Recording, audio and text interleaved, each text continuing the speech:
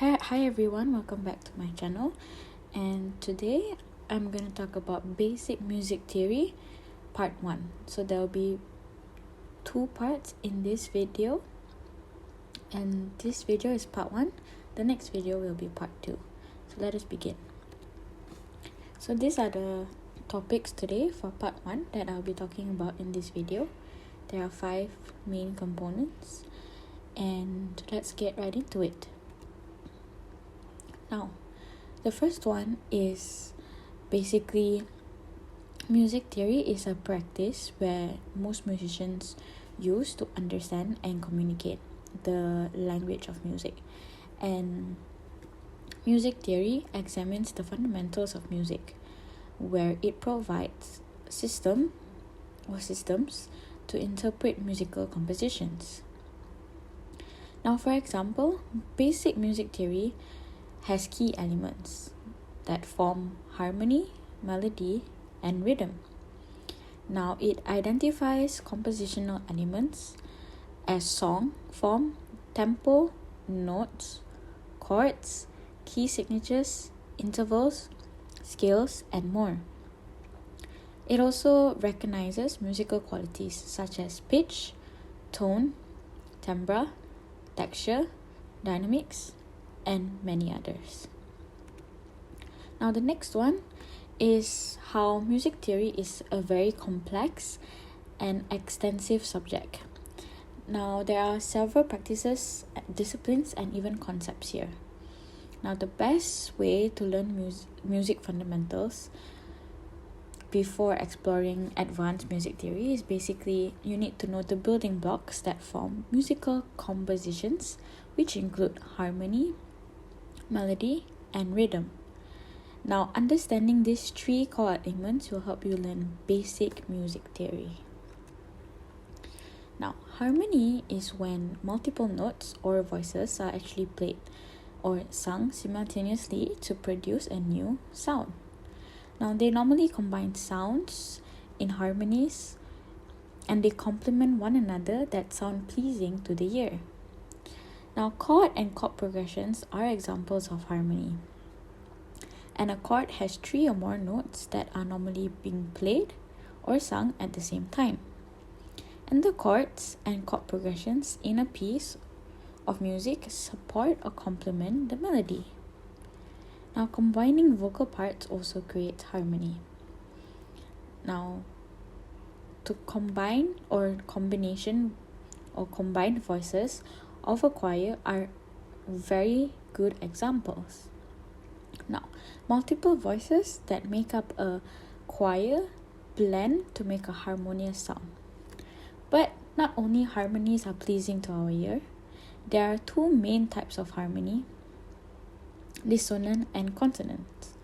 So remember, not all harmonies are pleasing to our ear.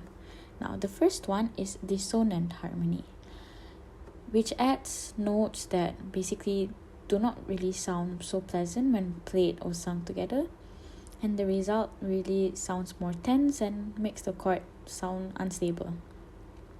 And the tension releases by resolving 2 consonant chords.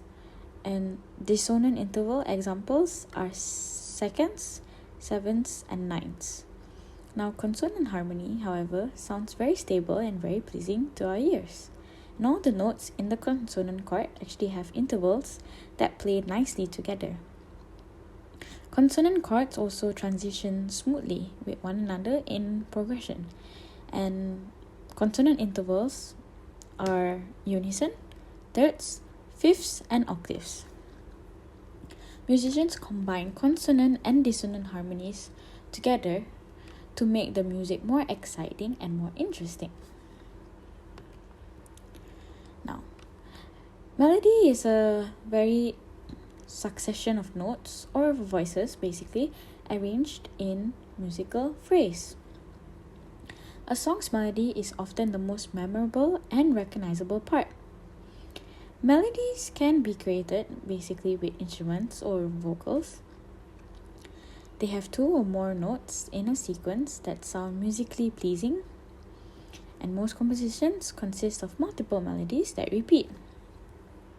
The two primary elements of a melody are pitch and rhythm.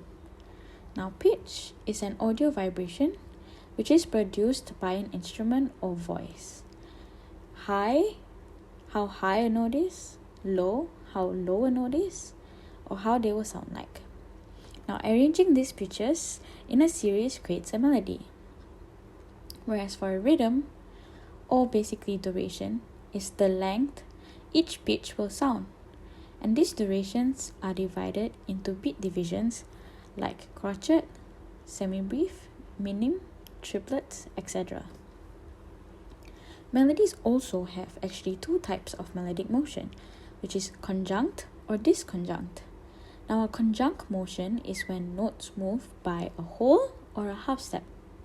And a conjunct motion is also the most natural and comfortable to play and sing, because there are shorter leaps between the notes. Now, a disconjunct movement has larger leaps between notes and a large interval leaps between notes, which can make the melody difficult to play or sing. And a disconjunct movement is also less memorable and less smooth sounding in transition. Musicians combine conjunct and disconjunct motion to give melodies more variation and interest. So rhythm is actually a very important element in music with more than one meaning. So for example, rhythm is a reoccurring movement of notes and rests or silences in time. It's the human perception of time. And also, rhythm also has a pattern of strong and weak notes or voices that repeat throughout a song. These patterns can be created with drums, percussion instruments, and vocals. The basic elements that comprise musical rhythm include beat, which is a repeating pulse that underlines a musical pattern. Meter, a specific pattern of strong and weak pulses. Time signature, the number of beats per measure. Tempo indicates how fast or slow a piece of music plays. Strong and weak beats. Strong beats are the downbeats and the weak beats are the offbeats between the downbeats. Syncopation, rhythms that accent or emphasize the offbeats. An accent, which refers to the intensity or emphasis placed on notes. Now, understanding rhythm will actually help you create great harmonies and melodies. But the rhythm section or pulse actually gives you an idea to create a proper piece of music, and it acts as the rhythmic backbone of other musical elements. That's the end of today's video for part 1. I will see you guys in the next video for part 2. Bye!